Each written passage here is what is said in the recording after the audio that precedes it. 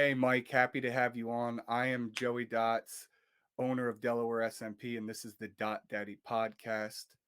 I really appreciate you coming on. First, I want to say, Mike, you are one of the most underrated SMP artists in the country. And I've seen your work, amazing, beautiful work. And you've been doing it for a while, right? You've been in the game for a long time. Yeah, first and foremost, I want to, thank you for having me on. But yeah, I've been doing it since 2016, brother. Good. That's a long time. I mean, that's longer than most. I actually got my SMP in 2016. Oh, Uh, okay. yep. Not too far off from me. I think I got my SMP in 2015. Okay. Yeah, yeah. Okay. And then, but I didn't start my training till a little bit later. I thought about it for like a year. But so let's get into it. Where are you located?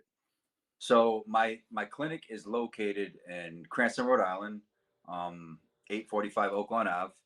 I grew up in Cranston, Rhode Island, Knightsville area, my whole life. So, Okay. yep. And you and so Rhode Island is one of the smallest state, right? You're a beach state, but you're not that close to the beach. No, I mean, we're pretty much close to everything, right? Like 30 minutes, you can get to the beach, you can get to the sticks, you can get to the mountains. You know what I'm saying? It's a small state. Delaware is pretty small. I think you guys come in second as far as being a smaller state as well. So you kind of understand a little bit more than other people that, come from different states like Texas, California, stuff like that. They don't get it Yeah, when, and when you're from a small state, I yeah. don't if something takes over a half hour to drive, I'm like, that's too far. Yeah, that's every Rhode Islander's mentality, to tell you the truth, bro. So, yeah. Um, so when did you start your SMP journey? So how did it play out? So, I really want like I've been a barber for over 22 years. Okay, and when I had gotten my procedure, um, I still had hair, right? So like I had longer hair, pretty boy style. I slicked it back and I got a skin fade and stuff like that, right? And so I had some SMP into hair and then into hair. And at that time, somebody had came into the barber shop that I was working at and was like, "Hey, I do this. I do scalp micropigmentation." Now, at the time, if any of you barbers that are watching this right now, I was using black ice. It's a enhancement spray. It's not like fibers. It's more of like a spray paint. So I was spraying that in my hair for probably like 5 to 7 years. I don't recall like how long, but it was a long time. So like all the barbers, they knew like that I was doing it because I didn't care. I was doing it in front of them. So when that guy had came in, they're like, "Oh, he definitely needs this." So right at 2015, there wasn't too much research out there, especially in the United States, right? Because this procedure was pretty much, starting off. It was pretty big in the United Kingdom, the UK. So there wasn't much research, so I just went ahead and then got it done.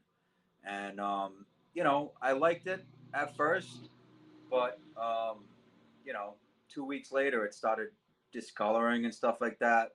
So I just started spraying the stuff back in my hair. No big deal because I still had a lot of hair. So I was like, whatever. So it was discoloring on me, and that's when I noticed when I started losing more hair. I was like, all right. I started using more spray. So long story short, right? I got this done probably about a month before my wedding. All right, and me and my wife, we had our honeymoon in Aruba, and so obviously, I don't have that spray in my hair in Aruba because it's hot. It's September. I'm sweating, and I know my wife like a book, right? She looks over to me. She kind of gives me like one of those, right? And I'm just like, "What are you looking at?" She's just like, because I was kind of self conscious because I knew that it was discolored. I Uh, just didn't think that anybody else did. And when she said, she was like, "No, there's nothing wrong." And I was just like, "Brianna, what's going on? Just tell me." She's like, "I don't want to ruin our honeymoon." I was like, "Listen, baby." I was like, "Nothing's gonna ruin our honeymoon." I was like, "It is what it is. Just tell me." I already knew what she was thinking, right? It's like I had like, psychic powers or something, right? And she goes, "Well, your head is like turning like light blue."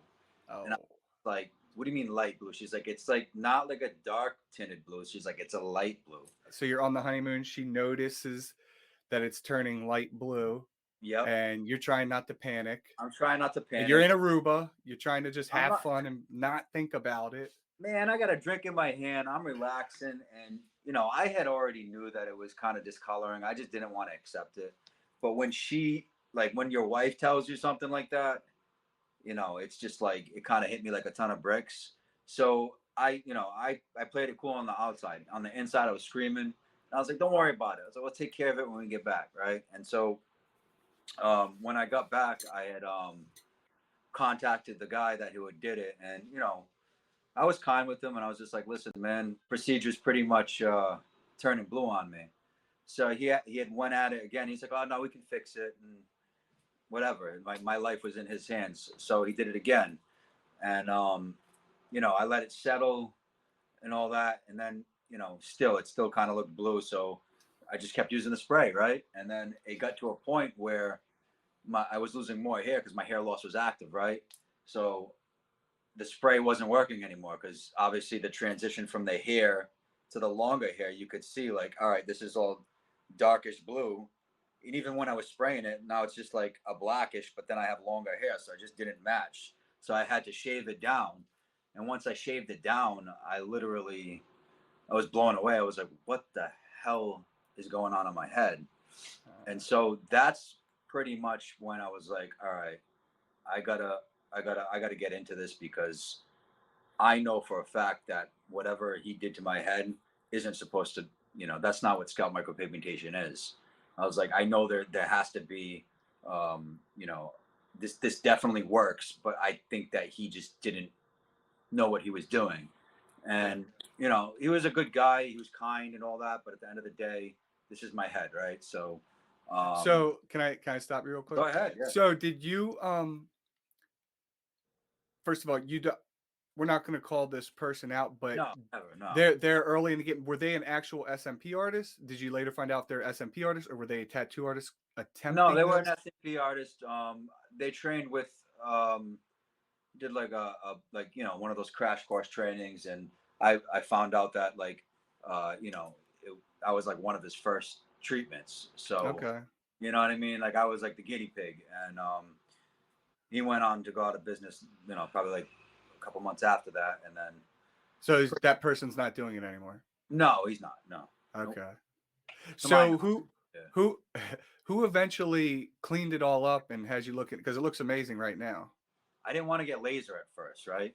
Mm-hmm. So, you know, I tried with a couple of other artists, and they had told me, they're like, listen, well, actually one other artist, and he's a really good artist. And he had told me, he's like, Mike, you should get laser. And I'm like, I'm not getting laser. I was like, just blend that in and try to like, you know, make it look as natural as possible. And, you know, foolish me, I should have just listened to him because I ended up making matters worse. So, let's just rewind that a little bit though. Before I actually got it fixed, I started researching, and I trained with what do you call it? This company that claims that they did, you know, they started scalp micropigmentation. And you know, so I traveled to Santa Monica, California, one of the best artists in the world, and I trained with him.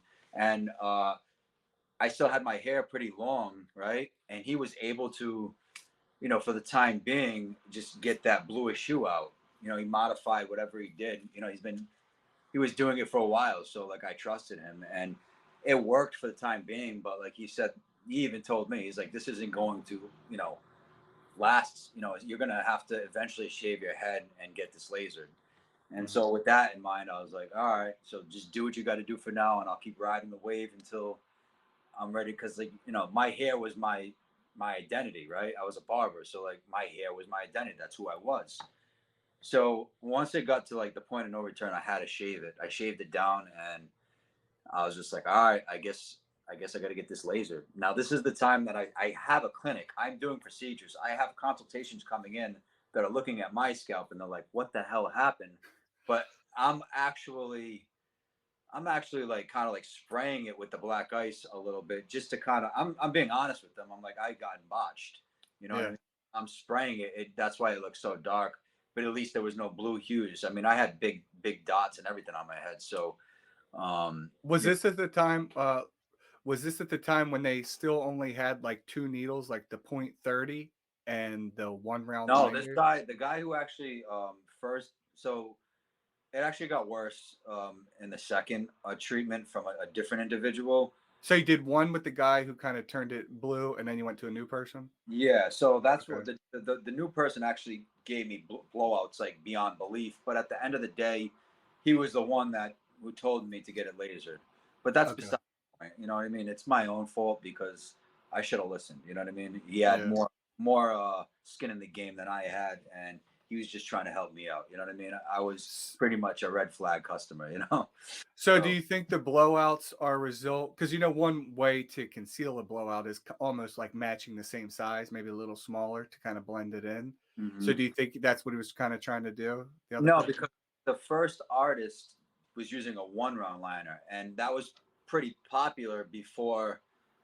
Yeah, Uh, 2016, yeah, in 2017. Yeah, 2016, yeah, everybody was using one round liners and stuff, and the second guy was using like a you know 0 point like a 30 a size 30, right? What's that, like yeah, a 10 or something like that? yeah. So you know the dots were so much bigger than the if I would have just got my head lasered when I first got it done, I went through literally 5 sessions of laser, and it was Ah, painful as shit, dude. looks And brutal. Looks it was brutal. brutal. But anyways, you live and you learn, right? So I got it taken care of. The person who I trained with, I did some advanced certification with him. After I got it done, he said, "Nope, it's still not done yet." He's like, "You got to keep going through that laser." Like by this, I was ready to tap out the second treatment of laser. He's like, "Dude, you got to keep going." He's like, "I'm not going to touch that." So I listened to his instructions, and he had gotten me right, and I was really happy with that. So How yeah, long after the lasers sessions do they recommend you can get SMP? So you got the laser treatments. Did you yeah. then go 1 month, 2 months, 3 months? So you're supposed to usually wait anywhere from like like a couple of months after the treatment.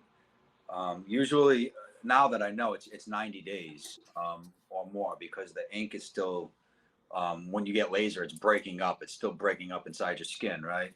So And you pee it out, yeah, basically. exactly. You definitely piss it out. So yeah. So I mean, in my experience, I waited. I'm not really sure, but it was. I waited a good at least 12 weeks before we started on it because I was just in such a like the experience that I went through, it traumatized me getting lasered, you know what I mean? And I just I wanted to, get my life back on track because I've always had that, image of myself of, having nice hair and stuff. And I was like, I would have just shaved my head instead of getting SMP if I knew that was going to happen. You know what I mean? Because it just totally rocked my world when I got my head botched. I wouldn't wish that on my worst enemy. You know what I mean, Joe?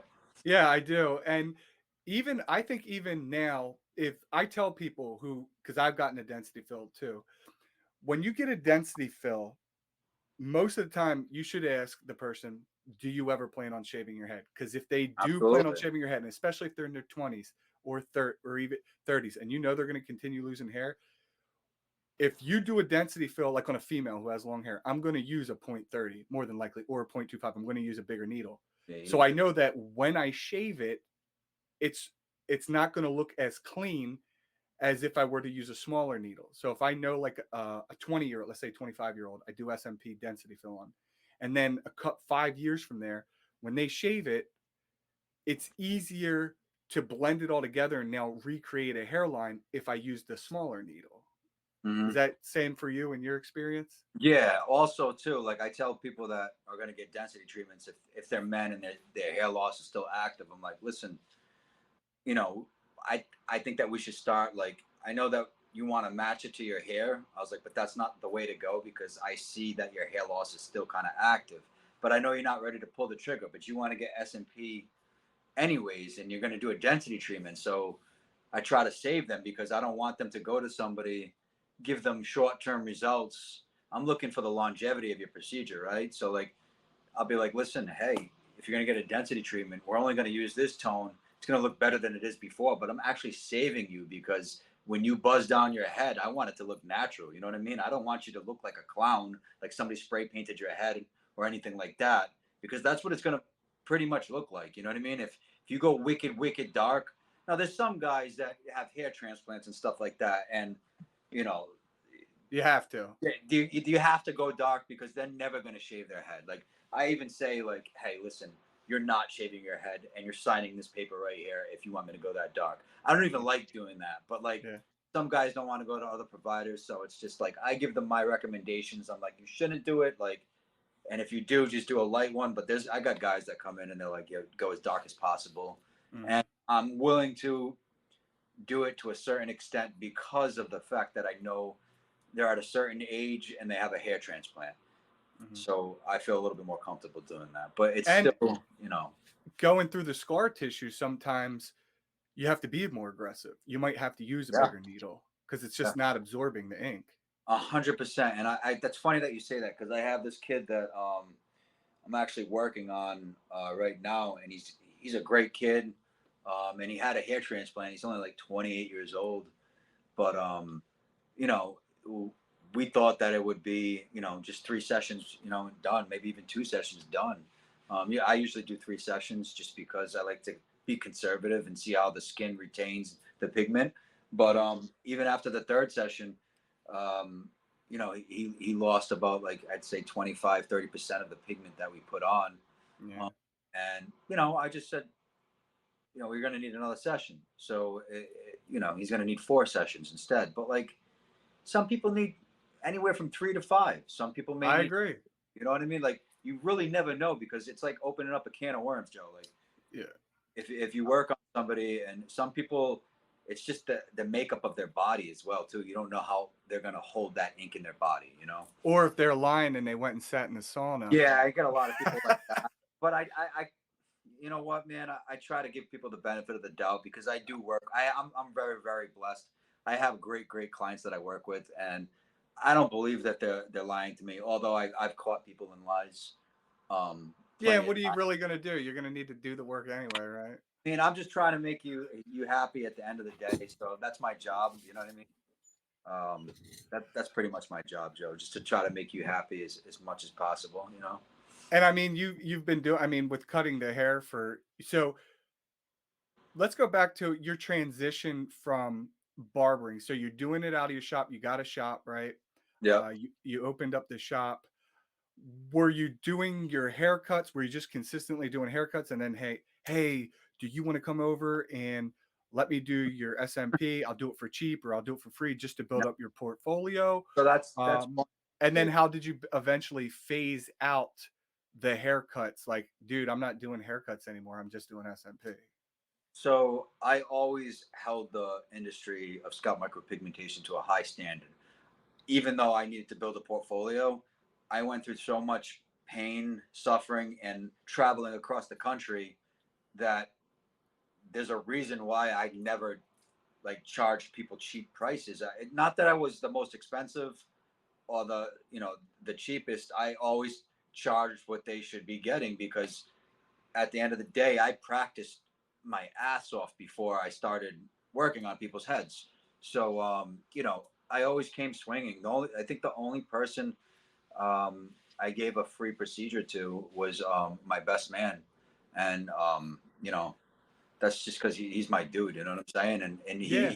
he believed in me from the beginning. With he knew like how OCD I was, so he was just like, nah, I got you, and it ended up coming out great. So, but like I remember my second person that I did. I charged him 3,500 for a full head. Like, listen, man, like Good for I you. say it, dude, but like, like some people, like, I can see why people would charge a little bit less now because it's so saturated right now. There's people doing SMP everywhere, but at the same time, like, the price is the price. Quality is, you know what I mean? If you want a quality SMP procedure, man, you got to pay for it. I mean, I had to, and I paid a cheap price for my first treatment when I got it done, and I know the results. I spent so much money with traveling, with hotels, with getting it removed. Yeah. You know what I mean?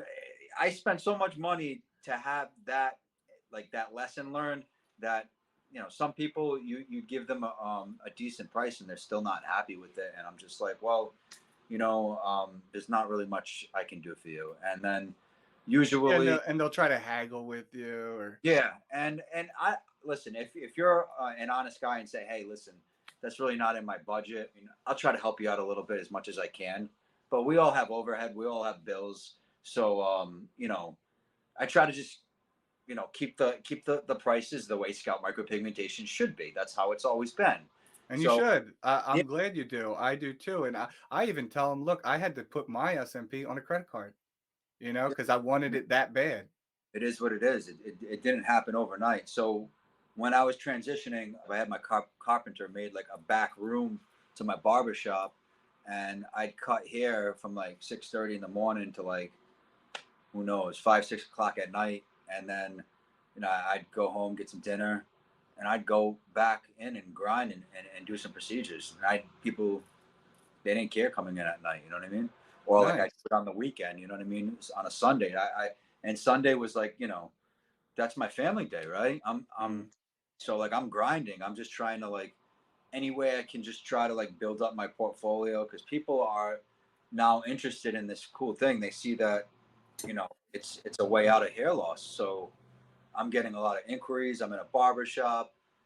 And the funny thing about it is, Joe, too, a lot of the people in the barber shop didn't, they weren't my customers. So you were bringing in new customers with the marketing. Yeah, so I was bringing in new customers with the marketing. A lot of people were still kind of skeptical in the barber shop, but then once I started doing, a lot of people, they ended up becoming customers. You know what I mean? So a lot of my clients starting out were not from the barber shop, and I was really really surprised about that. But hey, listen, it is what it is. You know what I mean? They wanted some time to see. It was a new procedure. You know what I mean? And they knew that I had gotten botched too, so like, they weren't taking any chances. But yeah, I would say that a lot of my clients were just from word of mouth or marketing and stuff like that. So it all worked out in the end. Did you do all your own marketing in the beginning by Yeah, yourself? I was passing out flyers. I was going. I was hitting up radio stations. I was Nice. putting signs up. I was going everywhere, dude. I mean, I had a friend that helped me out with the website and started, pushing some marketing for me, and that helped out. But really, man, in the beginning, like I did whatever I had to do to get to that place, because in 2016, people were like, "You're gonna you give up your barber shop to tattoo heads?" And I'm like, "Yeah." And they're like, "What are you, crazy?" And I'm just like, "No, I mean a little bit, but no." They you didn't know. see your So vision. They didn't see your yeah, vision. they didn't see the vision, and they seen the house like I seen the house before it was built. You know what I'm saying? I Um, love it. they didn't. So yeah. Did you now, so you're cutting hair. So the place that you had that was your barber shop, did you have you moved from there, or did you convert it all into just SMP now, or how is it? No, so I honestly, I still had it open during. I shut it down during COVID because I was just so busy. Like I kept having more customers, and I had people working for me at the barber shop, and it was a salon barber shop. I had some women working there. But when COVID hit, I had a pretty big place, and I wasn't cutting hair anymore, and I lost most of my employees. So I only had two other barbers there. So it didn't make sense to have it open anymore, as I already stepped away from barbering completely. You know what I Mhm. mean? And I was just doing SMP for, pretty much completely from 2018, 19. Like that's it. That's I was cutting here a little bit just for my loyal clients, because here and there they didn't want to go nowhere else. But at that point, I knew when COVID hit, I was like, I can't do this anymore. I was like, you couldn't find a barber to hire at that time anyways, because people were doing it out of their house, and the rent for to keep up a huge salon like that was just outrageous. So it just didn't make any sense for me to keep it open, as my I just was done with barbering. I loved it, and I'll always love. There'll always be a special place for barbering in my heart, but it wasn't for me anymore. This was You, my new identity. You know what I mean? that's good. And you can make more money servicing less people, which is Yeah. a big deal. Yeah. It Did is a big deal, but at the same time, I think that I've been barbering for so long, and I just needed a change. You know what I'm saying? I wasn't feeling barbering. I still love it. You know what I mean? But like, I wasn't feeling it anymore. I just wanted to get out of it. So that was my way out. And once I found out about SMP, I was just so obsessed with it, right? And I just took off. I mean, being obsessed with SMP just kind of took me to a whole nother level, you know? Yeah, and I mean you're killing it. And so did you have to put a sign up or what how did you ultimately get I don't want to say get rid of your customers, but let them know that hey, I'm not cutting the hair. I'm just doing SMP. Did you send out a mass text or how did Well, you do it?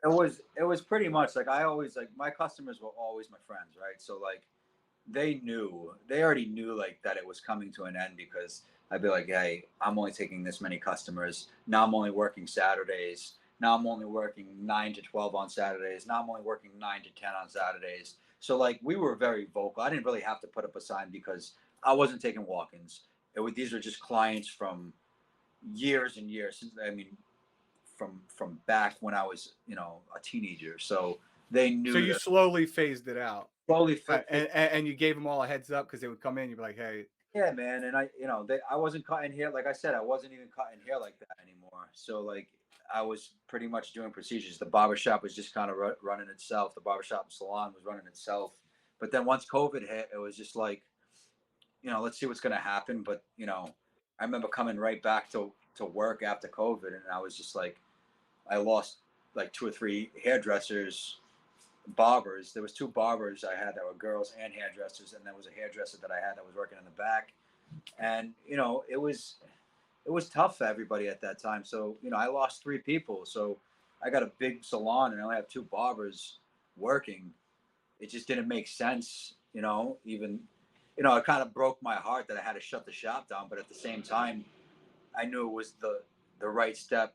You know, that was the right step in a new direction for me to go. Like because it's kind of like I had my foot in this door and my foot in that door. I couldn't literally give it all into scalp micropigmentation because I was worrying about what's going on over there. As much as I liked the dudes that I was working with, they were buddies of mine. I mean, I had to shut it down. You know what I mean? There was no other choice. It's like, I'm not going to keep a sinking ship. I'm not going to keep throwing money at a sinking ship. You know what I mean? oh, So I I completely understand." that's kind Um, of, let me ask you this, Mike. So, what do you think is the obviously it's a big challenge getting customers, right? For everybody. That's what we want in practicing. But when you're actually doing the procedure, what do you think the hardest part is to learn for new SMP artists or even an experienced SMP artist? penetration depth. Like just the consistency of it and how long it'll Penetration last? depth, yeah, because if you're not going to a certain depth in the scalp, right, um, it's gonna fade out. Or if you're going too deep, it's gonna look like you know, It's gonna look like yep. and so it's gonna go and it's gonna discolor. So that's one of the biggest things that I tell people is the penetration depth because that's what's gonna make or break you. You know what I mean? I've seen it so many times.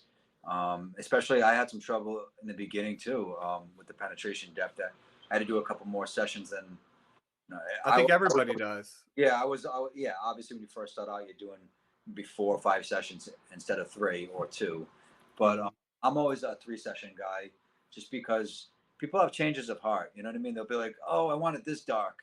And you can achieve that if you do 2 sessions and then you kind of just tell them to come in a checkup. But like, I like to kind of just baby step people into it because you never know what's you can't read somebody's mind, you know what I'm saying? So you can always go darker, you can never bring it back, right? So sometimes Yep. all right, I've always preached that in all my trainings, less is more, because there's some people that they were like, oh Mike, you were right. um you were right about the darkness. I like this tone, this looks more natural on me. But then I still have those clients that want to go a lot more darker, and they want that instant gratification. But I'll get them there, but I'm still going to do it my way because I've I seen agree. I take the say it's safer. It's safer it. to do it that way because you can jack somebody up if Mhm. you immediately go too dark or use too big of a needle. Just I tell Yeah, them just trust the process. I think that's smart how you're doing it. yeah. And I see a lot of other artists that are doing, and I'm not knocking them, but I just see them, doing it like the first session will look like it's already like 2-3 sessions in. Yeah. Like, you know, that person could have a change of heart, and Yeah. saying it's like, but it is what it is. You know what I'm saying? Yeah. Everybody has a different Each his own. I had a guy recently who contacted me who basically wanted instant results. And I could give you a really good result the first session, but I'm still going to play it safe because Yeah, I'm thinking about this is my work going around. I know what's going to happen. My concern is if I overpopulate and add too much density the first session, long term it's not going to look right. And then there's the possibility of the cells merging together and then you end up with the black blob. So I also play it safe and I just explain that to everybody up front during the consultation. 100%. I mean, that's the only. What's one of the biggest objectives you get, like someone comes in for the consultation, why they don't want to get it or why they're hesitant? There's like a couple. Is my head gonna turn blue? That's one, right? Yeah. Um, and I'm just like, dude, it can turn blue if you go to if somebody's going way too deep into your scalp. If they go too deep, it's going to turn blue. If they're using the wrong tones for your scalp, it's going to turn blue. Yeah, that's one of them. Another one would be price indications right now. I mean, there's people that are just like, it's not even, it's just, it is what it is. Like I said, I'm not hating on nobody, but like giving a procedure away for like $1,500, like a full scalp, is just asinine to me. Like, I just don't get it. Like, If you're a good artist. if you're a good artist, but at the same time, people don't know. They're not researching enough, so they don't know. They're just like, well, this guy is charging me 1,500, and you're charging me $3,000, $3,500. I'm like, bro, you got a Norwood 7. You know what I mean? Whoever's charging you $1,500, go ahead, go. And Yeah. it happened to me more than a few times. It's like they'll go and get it done, and then 6 months down the road, or 3 months down the road, or even like a year and a half to 2 years, they'll be back and they'll be like, and I'll ask them, I was like, why did you choose them? Obviously, they're like, oh, they quoted me. Even, let's say it's not 1,500. They quoted me $300 to $500 less, and Hmm. I'm like, but whose work did you like better? They're like, I liked yours, but it was the money situation. So I was like, so if that was the case, right? You should have brought that to my attention, and we could have worked something out, right? Because now you're back in my chair, and I'm looking at your head, and there's nothing I can do for you. I got literally like 7 people out for laser as we speak right now, Yeah. It and blows my mind. It's like you to save a couple. To me, in my thought process, it's like I'd rather spend the extra money. This is my fucking head. You know what I mean? I'd rather spend the extra money. you only can get this right one time. I mean, Yeah. take me. I got my head zapped like I was in the fucking electrocution. Like it was so like Oh. I mean, hey, if you want to go that route, and like I said, I'm not hating on any other artist, man. I think there's great artists out there, Mhm. but I mean, for somebody to drop the price that low, I get it. You're trying to build up a portfolio, but you don't even know what you're doing at that point. You just got out of training, and you haven't did practice. Like some people that call me up, that's why like I don't do big trainings and stuff, because my name is on the line. So like I've had people, and I specifically say, hey, listen, if you're going to do this, I'm going to mentor you. I need to see work at least once a week, and I Mhm. explain to you how many people don't send me work. And I'm just like, and then they just start doing it, and they'll send me a picture. They're like, oh, what do I do? I just messed up this head. I'm like, listen, your mentorship's over now. I was like, because now you're making me look bad. All right. Yeah. I just, I mean, so for me, training, yeah, you can make tons of money in training, but at the same time, you can also shoot yourself in the foot, because people are going to be like, oh, who'd you train with? Right. Yeah. And, I know some big artists that's happened to. They're like, who'd you train with? And I'm like, I'm not going to get trained by him, because look at your shit. You Yeah. know? So, I mean, not to knock anybody. It's just, I'm just speaking facts here, Joe. Yeah. You're doing what works best for you, and Me. you understand what actually goes into it. I think a lot of people go into SMP thinking it's going to be easy. Oh, I'm just making dots. I'm just making dots. Hair follicle replication. They don't really. It's an art. It's a different type of art. We're not drawing dragons and tigers, but it is an art, and there is a technique, and it's a whole process. And Yeah. people try to rush the process, and they think, oh, let me go get trained real quick, or watch an online course or something like this, and then they don't practice. They're like, ah, I'll be ready, and then they just try to do Yeah. it, and then they fuck somebody's head up. And then once they finally get that call that they fuck someone's head up, that's when they learn, Yeah. unfortunately. I mean, the anxiety is real, bro. You know what I'm Yeah. saying? I'm not gonna sit here on a live podcast and tell you that like I've definitely made mistakes, but not to the point where I couldn't rectify it in the beginning of my career, right? I think we all do. Yeah, and that's how we learn, right? We mold and grow into better artists. But you know, when you first start out and you make such a huge mistake where it's like a blowout, like a huge blowout, like thank God that has never happened to me where I just blew somebody's shit right out. Like I've Mhm. never done that. I've always been on the light side of, I've always been kind of light-handed and then just kind of started like getting my groove. So you're in your groove. You always start off a little bit. You're talking about how you've never caused a bunch of blowouts to where you could not fix it because you've always gone lighter and been more cautious. 100%. Like I always started off lighter because I know it could go darker. So like, there was a bunch of times like I remember in the beginning, like 2016, 2017, the beginning of 2017, I was just like, what the hell's going on? Why is it not sticking? And it was my pressure. It was just my pressure wasn't down 100% like it is now. You know what I mean? And not only that too, like we were speaking about earlier, like just people's makeup or how they take care of it, like their body. Like sometimes you know how the body just wanted to reject that ink, so you just got to make sure that you're placing it into the that second layer that's right on the dermis, right? You want to get Hmm. air. That's the sweet spot, right? That's what we Yeah. call it, sweet spot in SMP. But yeah, I mean, once you get that muscle memory down and stuff like that, it's like second nature. It's just like with barbering. Like when I wasn't comfortable with my tools cutting hair. I can remember it like clear as day. When I was just like, I used to sweat bullets cutting hair too when I first started, right? But like once I started getting, people were like, oh, this guy can't cut hair, and I just kind of, I just killed the noise and I just kept doing my thing. And as I kept practicing, it came like second nature, right? I was just cutting hair, and I was pretty much I was doing haircuts in like 15, 25 minutes. I'm talking about beard, trim the top, skin fade, everything. 15, 25 minutes. Like I was just killing it. But like I remember when it first started off, it took me like 45 minutes, an hour and a half. So like, Because you want to do a great job. yeah, at the same time, the same thing with scalp micropigmentation. Not that I rush anybody, but my procedure time is a lot quicker than when I first started, for sure, 100%. You know what I Me mean? too. Me too. Yeah. I mean, it's just like with anything, right? When you get up on that bicycle, you're gonna fall down, and you're not gonna be as great as riding it. You got to keep practicing, and then it's like, now I can ride with no hands. You know what I'm saying? Exactly. But it takes years of Take practice to get years. where you're at. I still think that even in 8 years, almost 8 years, like this October, like there's still much more to be like. You can never stop learning. You know what I mean? Like there's things that, Completely agree.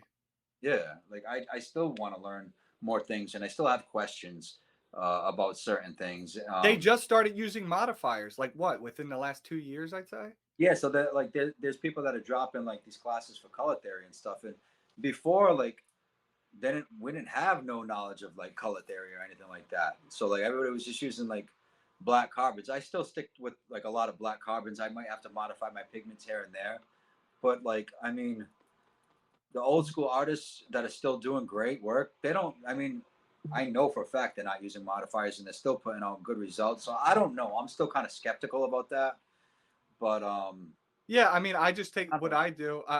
I'm on the same page, and I'll use it. Um, I've been using it 100%. more often, but it's just I look at my head. I didn't use any modifiers on And it all looks the great. years that I've had it, and it's not blue. It's No, not. So they're like, "Oh, it's gonna turn blue. It's gonna turn blue." no, Or the so I was like, "Dude, it's the same. It's the same damn pigment that's on my head." yeah. You know? Does mine look blue?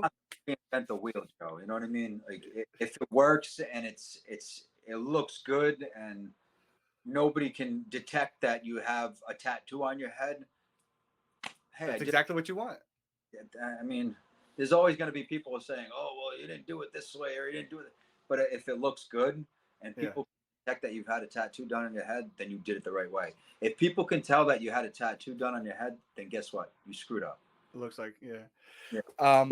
So obviously I know what you're talking about when in 2016, because I really started researching like 2000, probably 2014, 2015, but I didn't pull the trigger till 2016.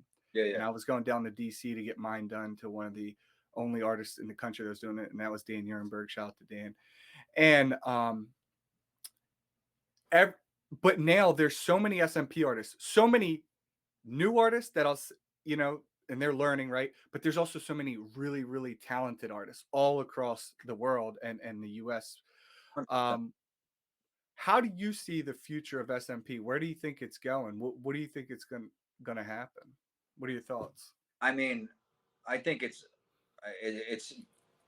going to keep growing because like we're still in our infancy stages. There's still people that don't know about scalp micropigmentation till this day. I mean, I'll go out to dinner with my wife and we'll be talking to another couple or like something at the bar. You'll see them. We'll be talking to them, and we'll get into it. They're like, "What do you do for a living?" I'll be like, "Oh, I do scalp micropigmentation."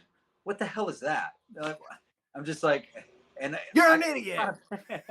I'm just like, it's a hair tattoo, and they're just like, a hair tattoo, and I'm just like, yeah, a hair tattoo. And so it's kind of still an awkward conversation sometimes, right? Because it Oh, I feels know.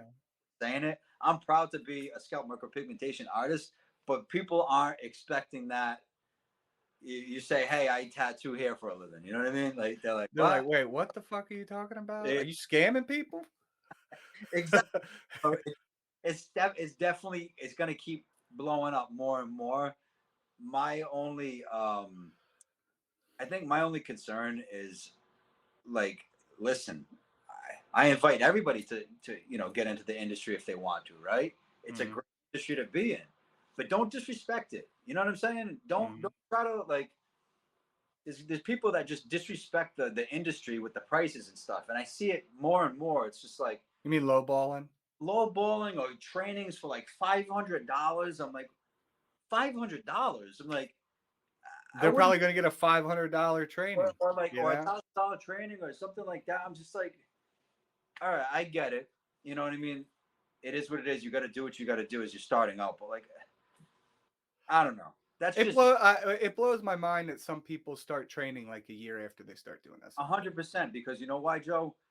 I didn't start training until 2020, and I hardly do that many trainings. But I'll tell you why I didn't start training until 2020 because I wanted to see my work come back healed. I wanted to see what it looked like before I trained the next person to go out there and do it. You know what I'm saying? I felt the exact same way. I'm Like like, I am not going to go teach somebody. I don't even know how my shit looks after a couple years. minimum three, minimum 3 years Yeah. for you to be actually training somebody minimum, and Yeah. that's it. I waited, I think, like 4 or 5 years. Like I said, 2006, like 4 or 5 years, right, to start training because I felt confident enough where I was like, I was seeing people coming back from 2016, 2017 getting touch ups, and I was like, all right, that I mean, that can be tweaked a little bit. We can. It looks good still, but like there's some areas that I have to fix. You know what I mean, or like touch up. You know what I mean. So like, it wasn't where it was like, oh, like if you start training somebody, you're training them, but at the end of the day, what knowledge do you have to give to them? You can't even tell them like you haven't even had somebody come back for a touch up yet. Yeah, I would And you're say training, if you do want to train, I completely agree. it's ludicrous, th- bro. this is what I did when I first got trained. I went home and I trained my wife like the next day, but it wasn't me training my wife. It was me thinking through everything that I learned and Yeah, tried to teach her just so I could remember it. But I would have never charged anybody fucking money. You know what I mean? I yeah, would have never thrown out classes. All I did was like, I showed Brittany, this is kind of how I do it to help me remember and practice, but she wasn't working on anybody. You know what I mean? It was just me kind of just uh trying to work through it because you get so much information in a week, right? And you're yeah. like, fuck. And I'm recording, I'm watching the videos, and I'm looking at my questions. It's hard. Yeah. Um, is there anything else you want to call out about SMP or anything before we No, wrap this up? I honestly, man, I have no hate for any artist in the industry. I have no, I wish the best for everybody, man. I just want to make sure that we keep moving in the right direction so that this industry doesn't get frowned upon, because there is people that I do have sit down in my consultation chair, and they're just like, thinking of they're like, I seen this, I seen that, and they're pulling up pictures, and I'm just, and it irritates me a little bit, but I'm just like, that's just like tattoo artists, right? There's going to be like good tattoo artists and bad tattoo artists, right? It's the same thing. Like, you just have to choose wisely. Um, like I said, I think that it's a good thing that a lot of SMP artists are getting into this industry, because it's actually creating more noise. It's just that, we have to kind of come together and be on the same page, I feel. I Um, agree. And you're already established, so I don't think there's any threat to Scout Masters Rhode Island at no, all. I mean, you're listen, well established. I always tell it, there's enough to go around for everybody. All right. There really is. Plenty of It bald really is. people. It's Plenty of bald people. Yeah. You just really, you got to be careful. Know your worth. Don't try to be in it just for the money, because when you're in it just for the money, that I see so many people go under. You know what I mean? They're just trying to like get that sale in, and then that's it. You know what I mean?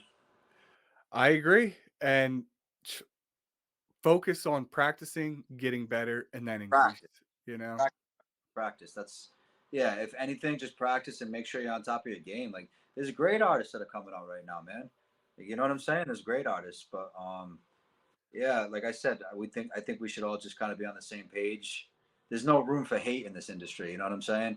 And that I was one agree. of the things that I've seen since I started this industry. There's a lot of hate, and if we could just like transform that into love and helping with each other, then we'll be fine. You know what I mean? I But agree there is, and I hope so too, because I think just like you were saying, the more noise that's created by people talking about it, the more we all benefit. Because I do think there's plenty of customers to go around. tons of customers. I mean, there's so many customers to go around, but if you got other people bashing other people, or saying, "Oh, we're the best," and listen. I don't believe that there's a best SMP artist. We're all trying to help individuals. That's what we're put in this industry for, right? Mhm, So, uh, I mean, if you do a great procedure and they're happy with it, you've done your job. I'm mhm. not going to say I'm the best SMP artist in the world. I don't think Yeah. anybody can say that. But at the end of the day, that's just my opinion. I agree. I I'm agree. I don't think there's a best. I mean, I know there's people who do really fucking amazing work, and I can name not like 100%. five to 10 people who I would fully trust with my head, right? That Yeah, and I'm thinking, I look at their work, I'm like, they're fucking good. I trust them. You yeah, know yeah. what I mean? But I don't think there's one person because there's so many people doing it at such a high level. Hmm. I don't think there's one best artist. Now they got the competitions and stuff. That's different. That's for shits and gigs and fun.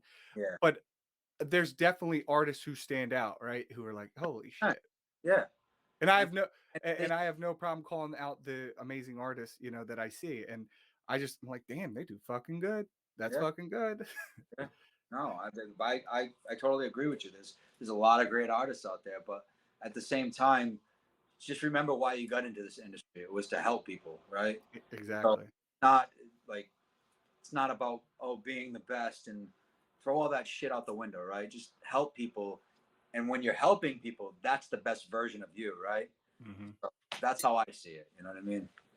One more thing. So, how do you? I just wanted to ask you this real quick. Yeah. Uh, how do you deal with? You don't speak Spanish, right? How do you deal Um, with people who speak Spanish who come in?